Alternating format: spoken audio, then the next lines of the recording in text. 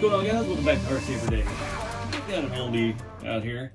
It's not terribly that old, but the old Gelande. This was the Heritage Edition one, or one of the special edition ones they did. This truck never really got its time. I did some mods with it, and I actually drove it a little bit. I think this was still at my old house a few years ago.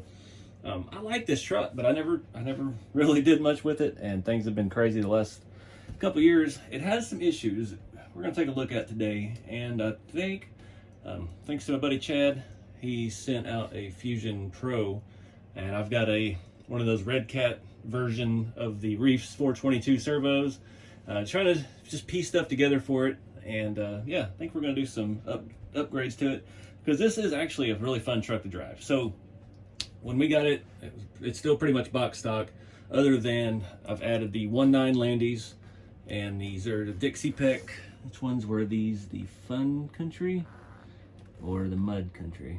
Extreme Country. I like the Mud Country.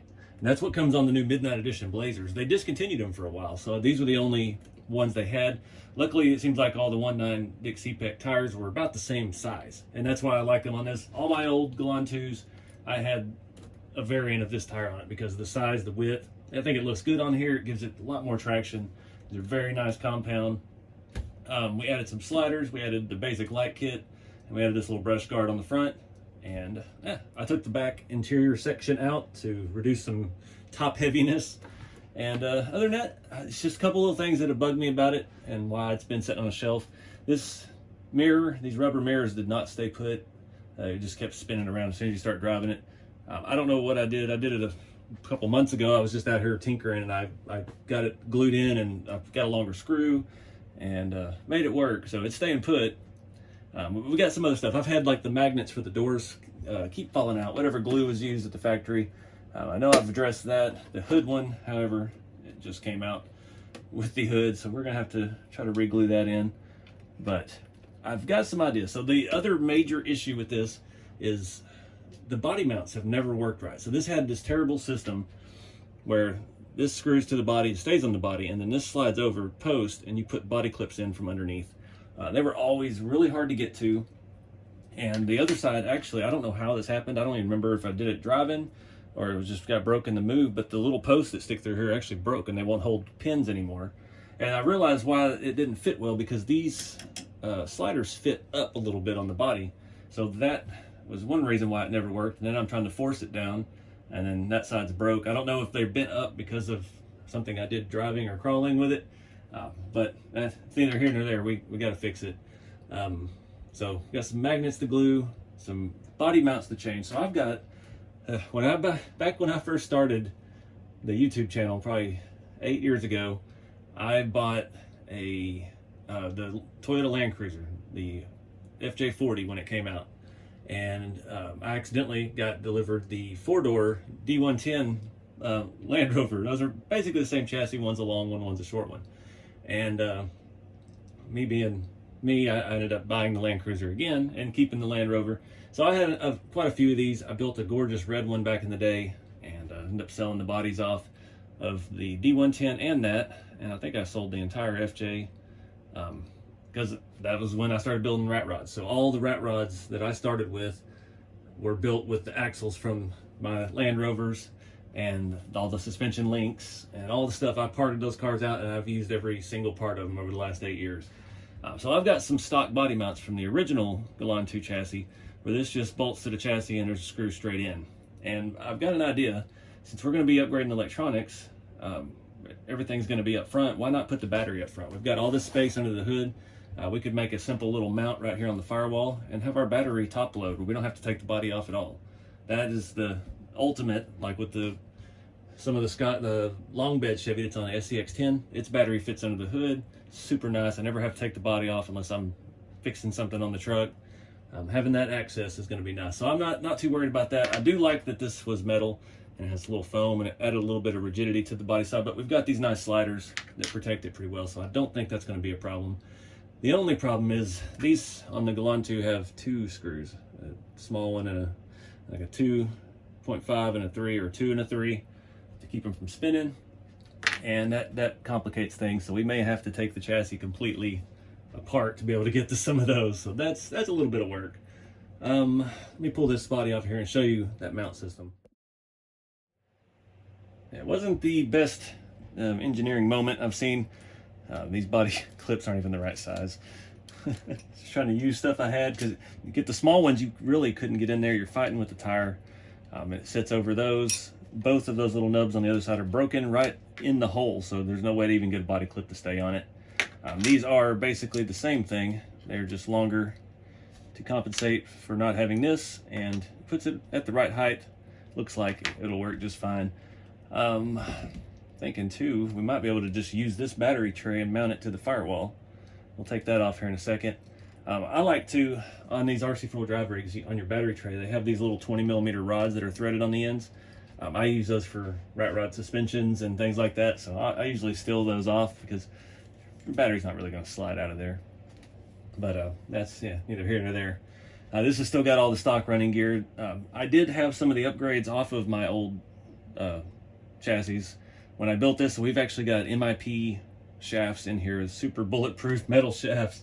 They're probably the nicest shafts I have on any truck. It's a great truck. It feels fantastic, so I hate not using it. This would be one I'd actually like to get out and drive. So our ESC is way back here, so we've got a ton of wiring to strip out of this thing. So I think I'm going to get some glue on that magnet for now so that it can dry. Start ripping all this stuff out. We'll start looking at the new electronics first.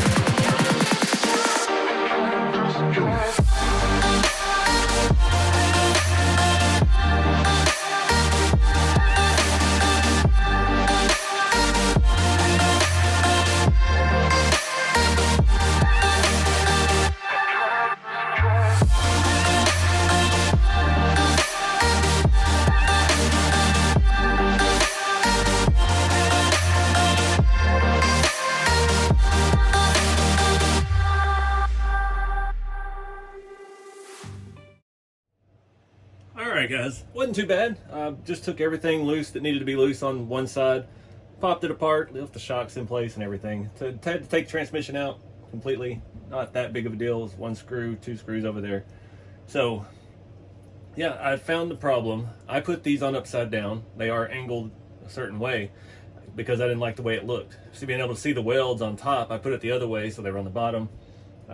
That caused all of my body mounting issues and led me to break those body mounts fighting with it. So live and learn. But anyway, this will work just as well, and we're going to get that battery under the hood. Pretty certain we can figure that out. Hopefully we don't have to take the interior out. That is one thing about this body. That interior is not fun to deal with.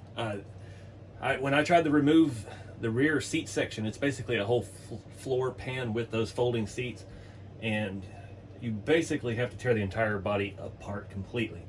So to get the roof off, you have to basically remove the windshield, the dash, everything in there, take the full interior out of the front half. And yeah, I wasn't feeling it at the time. I remember part of the reason this truck has kind of like a stigma with me is not about it. So I managed to get that loose and get it wedged out and shove it out the back door on this truck. And that was, I'm lucky I didn't break anything, we'll put it that way. But anyways, so we got the body mounts in. Cleaned up things a little bit. The shocks of course did leak. These older RC4 drive shocks are leaky, but they do, it feels good, especially with all the weight on it, that heavy body. So I've got the servo out, we're getting ready to pull the motor. I think the Fusion Pro is probably a little overkill for this, but it's all I've got. And it's a 2300 kV. very tunable and programmable. I've got to, actually while we do that in this video, I'm going to do that for the 82 Toyota pickup. I haven't tuned or programmed that Fusion SE in there yet. Really nothing else to do. The Gelande frame, it does not need tweaking and tuning and playing with like I do with the Trailfinder 2s. This thing is a 3-link with a panhard in the front, 4-link in the back. It works right out of the box. The shock links are fine. The droop, everything clears. It's a really good design chassis. We don't have as much hanging down below because we have the 4-link set up. We've got a pretty amazing flex out of the box, especially with a heavy body on it. And yeah, it's not a whole lot of tweaking and tuning. This is a good running truck, a good driver. That's why I need to spend some time with it and get things fixed up. So if you remember from the video on the 82 Toyota, these are my favorite servo, the 422HD version 2 from Reefs. But these were ones that he had done limited run with Red Cat for the Gen 8 Axe edition. It had all upgraded electronics and stuff right out of the box from Red Cat. And he had these on his website marked down. These are like 73 bucks or something. And I figured I'd take a chance. They're not as pretty as the standard one. You got a plastic top and bottom. You got a Red Cat logo. Looks like a cheap Amazon servo, but I could tell after I put it in the other truck, it sounds like the Reefs. It's got very smooth gearing. So the internals are what we're after. Saved us about 30 bucks in the process, so no harm with that. It does not come with servo horns or a Reef sticker and all that stuff, so that probably helps keep the cost down too. Not going to do any mods to the servo mounts. TF2s, I typically lift the servo up a little bit to make clearance. I'm going to say that this, we've got a pretty good amount of clearance as is. Going back with the stock servo horn as soon as I find it. And because most of these RC4 drive newer ones have aluminum servo horn on them. 25 tooth, the same as the Reef stuff. So get this thing pulled off of here. We'll start swapping this out. I don't do any different pinion gear with the Fusions. Just been running the stock stuff because I've never been an expert on pitch and teeth count and all that. So that servo, or that ESC, I'm sorry, is going to give us really good range, and I really don't have to worry about gearing because that's going to give us such a great low down crawl and way more wheel speed than we had out of the box with the stock stuff, the brushed motor. So this one, it looks like it mounts that way, so I've got this threaded through with a nut on it. So I'm going to go ahead and install this back to the arm, and then we'll get it on the servo and go from there and put a nut on it.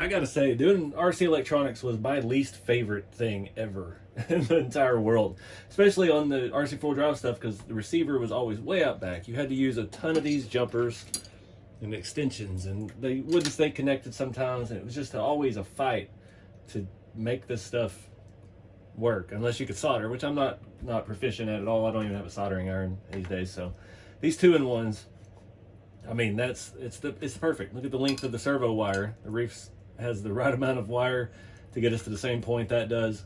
I use this cloth tape. This is just for car electrical stuff. It's in the Amazon store. And now we've got very incognito. We can zip tie it one time right here, and then we can figure out our placement and everything back here. I'll probably put this, we're gonna program it first because I can't get to that programming plug once we put it in there, but we're probably gonna put it on the outside of the rail so we can just reach up underneath the car, turn it off and on. Super simple. We'll figure out somewhere for the receiver.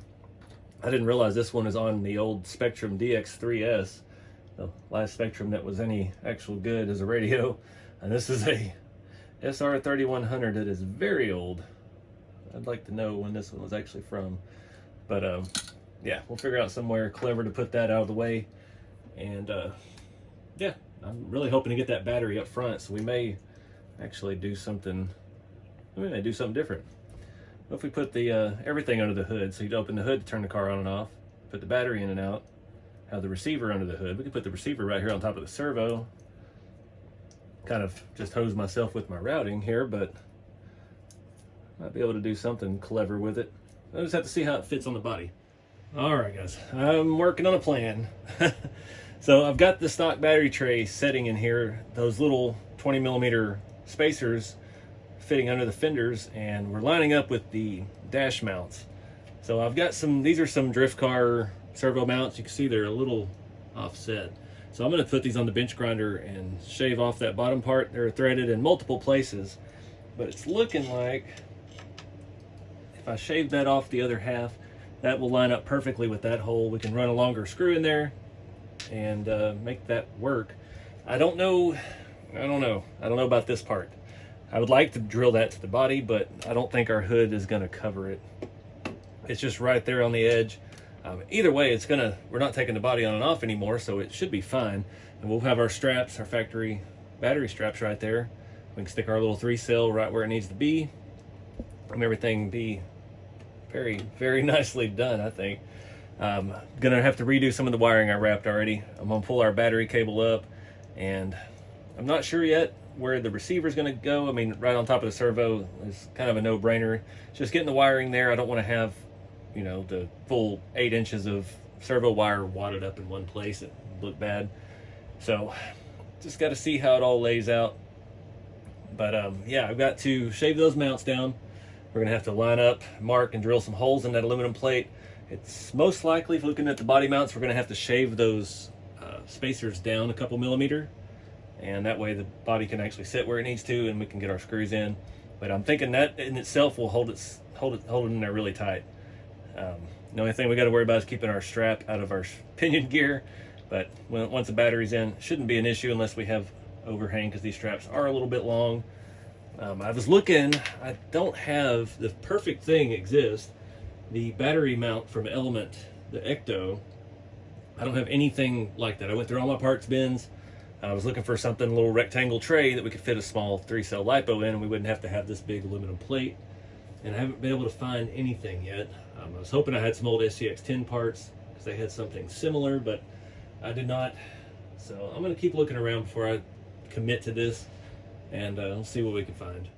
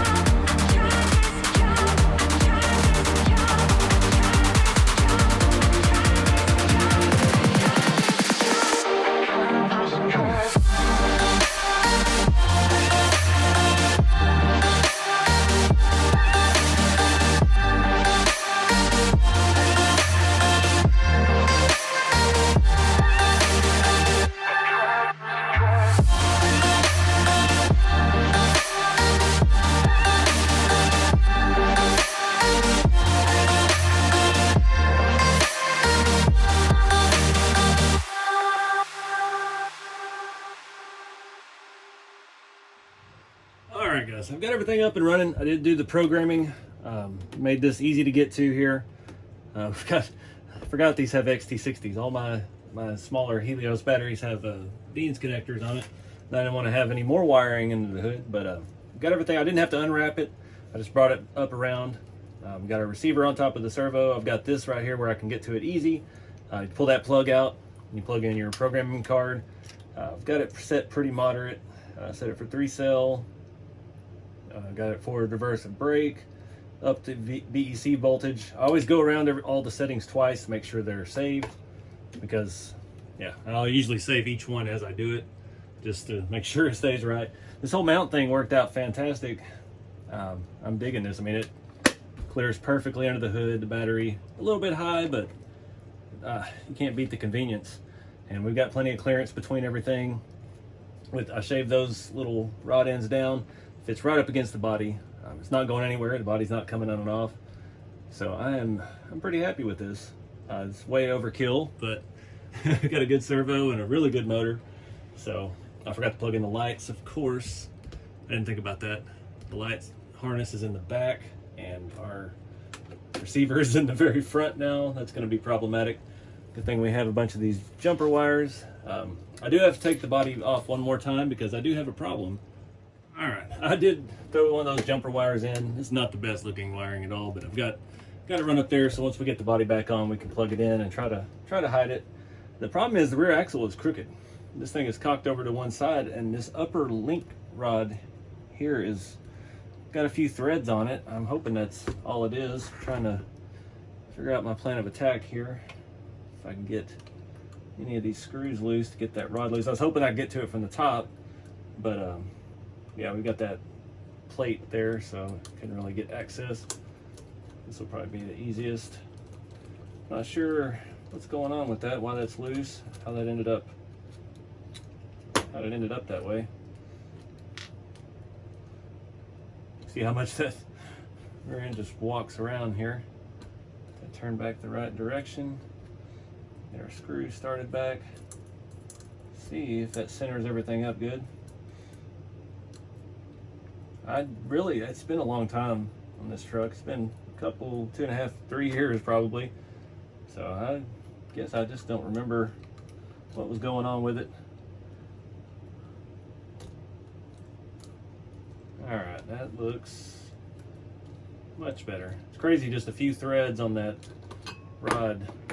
One of the 4-link made it off kilter. There we go. Just eyeball it. All right. I think we're good now. Let me throw everything back on. All right, now we're good. That light wire is not the best. I just stuck it underneath the battery strap, so it's up out of the way of the motor, but got all of our lights working. Side marker, all the stuff in the back. I don't know why our reverse light is on, but whatever. Everything works. Got that rear axle centered up perfect. This thing is ready to go. It's on this old radio here. The clicky wheel is oh, it's gonna work perfect now. It's on camera. Figures.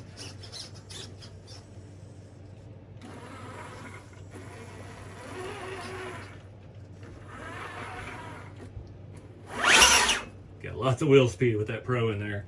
Like I said, it's way overkill, but now all I gotta do is get this thing out and play with it. Maybe take this out to Shaka Hobbies and see if we can not destroy the body on their pretty extreme crawler course. I've still got to do the tuning on the 82 Toyota while I've got all this stuff out. Got a whole mess of stuff to clean up. But I think that's going to wrap it up for me. Appreciate you guys watching. It's a different way of doing it. I've never really done that with one of these. It's the first generation of the Gelande that had the opening hood, so kind of lends itself to it. The straps are still kind of a pain, but I just have to loosen one to get the battery in. I can pull it out one side or the other. So it's not a huge deal. Just got to make sure they are tight. Usually I don't even tighten them, but being right by the motor, we definitely need all that to be tight. Yeah, even with the strap balled up in the top, it still, come on, it still works. Open, there we go. So it's kind of function over form, but I don't know why lately I've been on a kick. I just want to get these things running and driving and performing good. I feel like I want to go crawl. I just haven't had much opportunity lately. So I'm going to get this thing out and test it out and yeah, it's going to be fantastic with that motor and servo upgrade, especially being on the 3-cell. It's a totally different animal with these TF2s and the Gelande 2s and all the scale trail trucks. But I appreciate you guys watching. Get out there and have some fun with the hobby. Keep it scale, and I'll see you next time.